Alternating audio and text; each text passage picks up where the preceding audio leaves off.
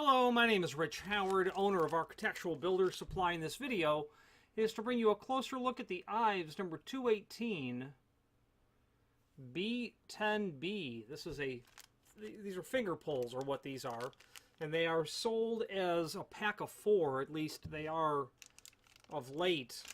They have not always been sold in a pack of 4, but at some point in the last several years it converted into being sold only in a pack of 4. So when you buy one, you're buying a package of 4 of these. So please be mindful of that.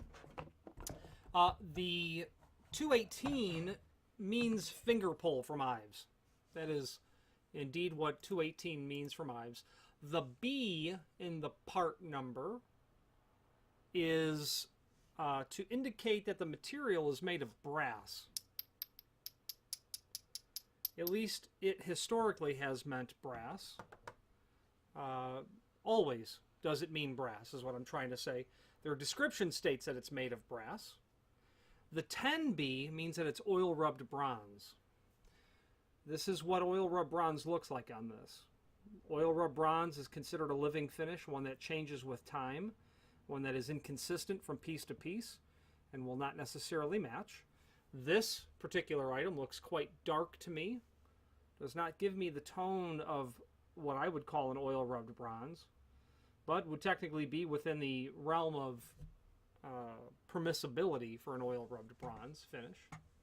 Now, where would you use a finger pull? Well, obviously a place where you're going to be sliding a very light-duty type of door. You know, not a full-size door in a bedroom. Maybe some sort of cabinet door, something smaller or lighter, something made of wood, possibly 3/4 inch thick, things of that nature. Okay. Now let me give you some dimensional properties of the item. The outside dimension, the outside now, trim to trim,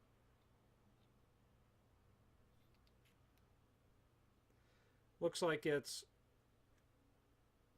1.05 inch, 1.05 outside diameter. Overall thickness of the item, 0.375, so 3/8, well, pardon me, 0.375, almost 3/8. Overall, diameter of the body itself, it's a bit conical shaped, but at the greatest point, it's about 0.805. 0.805. They say that it's got a depth of 5/16, so it looks like it's a little heavy on that. 0.345. 0.345 from the bottom here to the underside of the lip. So you would drill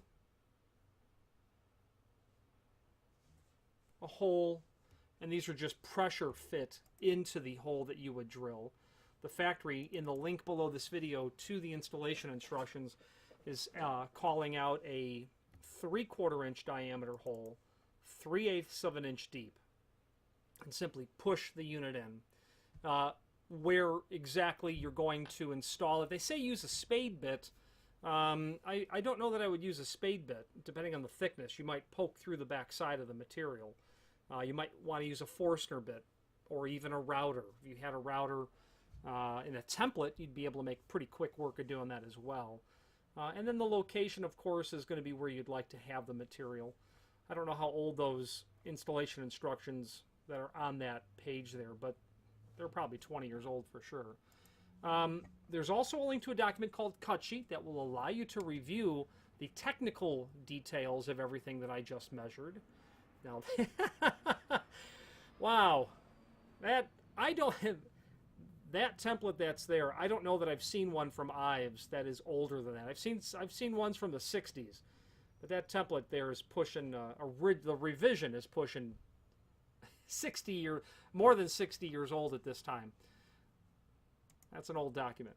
Then finally, well, almost tantamount, there's a link to a document called Product Catalog Cut Sheet, where you can review the different sorts of pulls available from Ives. The 218 is fairly common. Of course, the 221 is the one that you see all the time, the one that would be intended for a door that's got a 2 1/8 inch hole in it. But then a series of rectangular flush pulls, an edge pull, a pocket door bolt, which not a lot of people know what that is. Gives you some privacy on a pocket door installation. And then speaking of pocket doors, of course, the combination edge and pulls that are there on the last page. Finally, now there's a link below this video to the manufacturer's page where you can pull up not only all of the Ives products that we sell, but a link to the manufacturer's website, as well as a link to the full product catalog.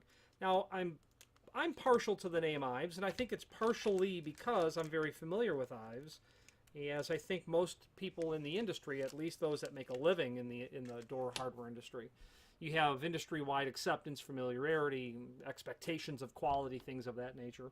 And while some of their trim and auxiliary hardware may be a little funny in its use or liberal use of oil-rubbed bronze, Ives has a lot of nice material that I would look at primarily before perhaps using other manufacturers, and that could be their pivots. I like their pivots because there's good value in their pivots, and the installation instructions are simple and straightforward. They take a lot of the initial panic out of trying to figure out how to install this out of pivots. So I appreciate the brevity by which they have created those installation instructions for, in particular, their pivots. But that link to the full line catalog will allow you to review all things Ives. If you have any questions on the Ives, they're part number 218 finger pull in a 10B finish, or any other. Oh, I didn't mention the other finishes. Let's finish with that. Other finishes. Oil, B10. I'm not going to say the B part. That means brass. 10 for satin bronze. 10B for oil rubbed bronze. 15 for satin nickel. 26 for polished chrome. 26D for satin chrome. Then we're going to have ourselves 3 for polished brass and 5 for antique brass. Any questions on this or any other Ives product, please feel free to reach out to us. Thank you.